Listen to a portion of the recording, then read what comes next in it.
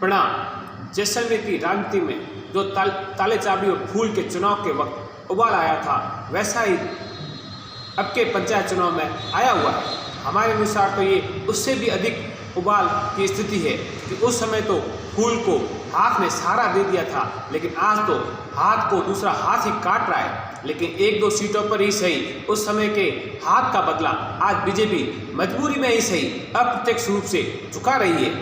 जो ये कहकर एमएलए की सीट हाईकमांड को वापस दे रहे थे कि यदि जैसलमेर से रूपाराम जी को कांग्रेस की टिकट नहीं देंगे तो हम भी कांग्रेस की टिकट नहीं चाहिए।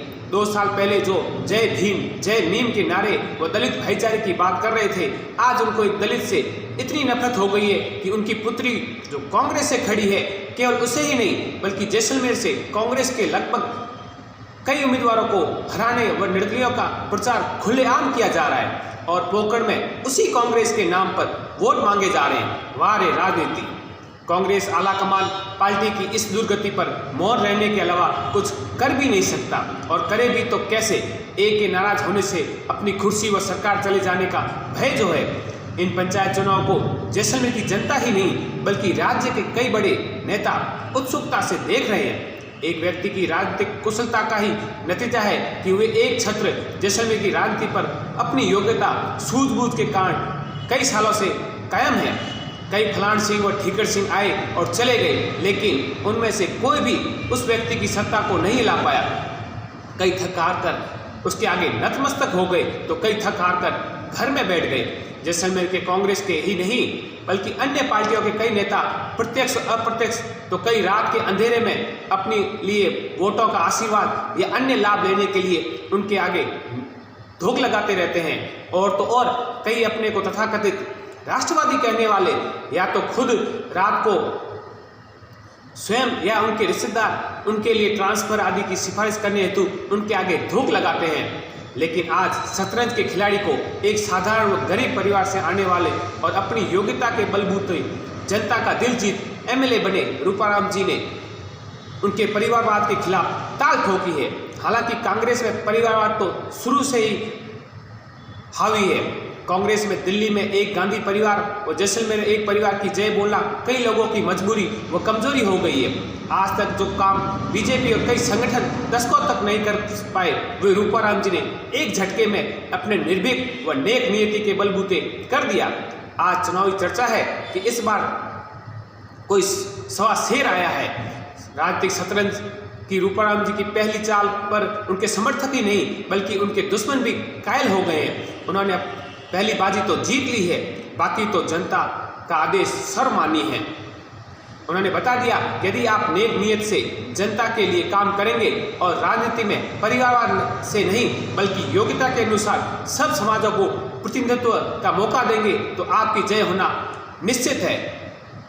रूपाराम जी ने निर्भीकता का और दिलेरी का एक और बड़ा उदाहरण उन्होंने अपनी पुत्री को ऐसे क्षेत्र में से चुनाव में उतारा जहाँ कांग्रेस के वोटर तो अधिक है लेकिन उनके प्रतिद्वंदी के समर्थक भी अधिक है।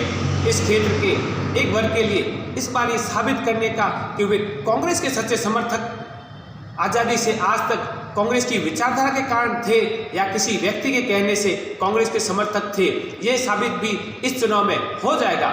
बहन अंजना यदि जीतती है तो केवल इसलिए नहीं कि वे रूपाराम जी की पुत्री है बल्कि इसका एक बड़ा कारण उनके प्रमुख पद पर रहते हुए 5 साल में किए गए जनहित कार्य और उनकी काबिलियत है। हमारे अनुसार रूपाराम जी ने कांग्रेस को शुरुआत में तो जीत दिला दी है, लेकिन रूपाराम जी की हार भी कुछ परिस्थितियों में दिख रही है। उसका कारण रुपये की तीखी धार के कारण होने वाला विश्वासघात होगा, जिसका उदाहरण हम नगर परिषद चुनाव में देख चुके हैं कि कैसे बीजेपी के 7 सदस्यों ने विश्वासघात किया। और तो और ये चर्चा भी आम है कि एक डायरी में तो लगभग 29 लोगों के नाम से लाखों रुपए उठने का उल्लेख है, लेकिन फिर भी लगभग 9 आदमियों ने उनको वोट नहीं दिया।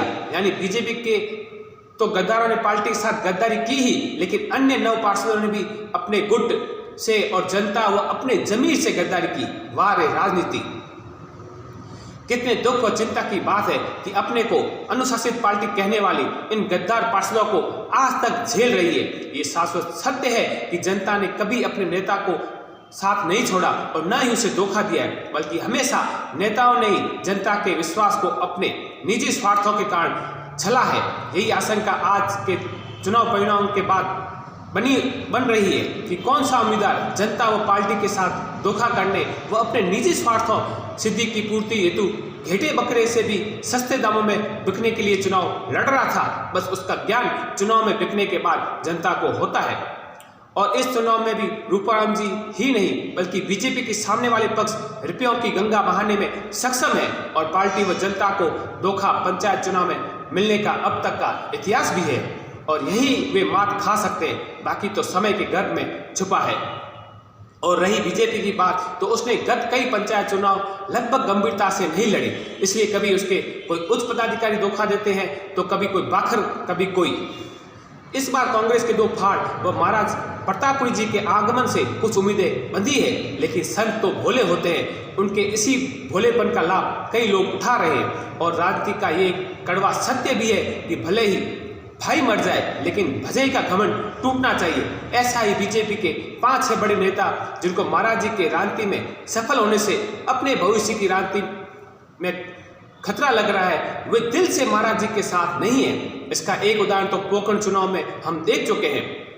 ये लोग नहीं चाहते थे कि महाराज पंचायत चुनाव की बागडोर संभाले, लेकिन होने के आगे ये मजबूर हो गए। अब ये चाहते हैं कि कैसे भी बीजेपी ये चुनाव हार जाए ताकि इस भूड का ठिकरा महाराज जी के सिर मंडकर उनका रास्ता साफ हो जाए। ये भी कटु सत्य है कि महाराज जी के पास आज देश व समाज के लिए निस्वार्थ भाव से कार्य करने वाले लोगों की कमी है। उसका एक उदाहरण बीजेपी के पंचायत चुनाव में महत्वपूर्ण एक परिषद और चंद ब्लॉक सीटों के उम्मीदवारों के फॉर्म खारिज होना है। आखिर महाराज जी अकेले क्या क्या करेंगे? बीजेपी के सच्चे कार्यकर्ताओं को व 2-3 बड़े नेताओं को छोड़ दें तो लगभग महाराज जी अकेले दिन रात इस चुनाव में दौड़ते दिखे, क्योंकि अन्य नेताओं के पुत्र, रिश्तेदार और उनके चाहने वालों को टिकट जो नहीं मिला, इसलिए वे तो नाम मात्र की खानापूर्ति करते हुए दिखे। लेकिन जिनके तन पर भगवा हो और मन में भगवे का प्रकाश हो, उन्हें कौन रोक सकता है? इस चुनाव में एक और विचित्र बात देखने को मिली। जो कई संगठन कभी चाहते थे कि अपना आदमी जीते, गैर नहीं, लेकिन आज कितने दुख व चिंता व चिंतन की बात है कि वे ही संगठन 2 गैरों में चाहते हैं कि जो कम ताकतवर है वे जीते। ये संगठन इतने सालों में उस गैरों के सामने एक आदमी खड़ा नहीं कर पाए और वे निर्विरोध या अपनी योग्यता के बल पर जीतता गया।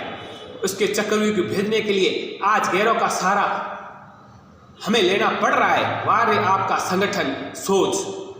इनको भी अपनी कार्य प्रणाली के बारे में सोचना व आत्मचिंतन करने का आखिरी समय है। अब केवल और केवल निस्वार्थ भाव से देश और समाज के लिए काम करने वाले लोगों को अपने साथ लेना होगा, न कि उनको जिनका पुत्र किसी और पार्टी में, भाई किसी और गुट में, यानी उनके चाहने वाले सब पार्टियों व संगठनों में है। ऐसे स्वार्थी और मौकाप्रस्तों को अब पदों से हटाना होगा, क्योंकि मिनी कश्मीर बनने के लिए जैसा तैयार हो रहा है। वंदे मातरम।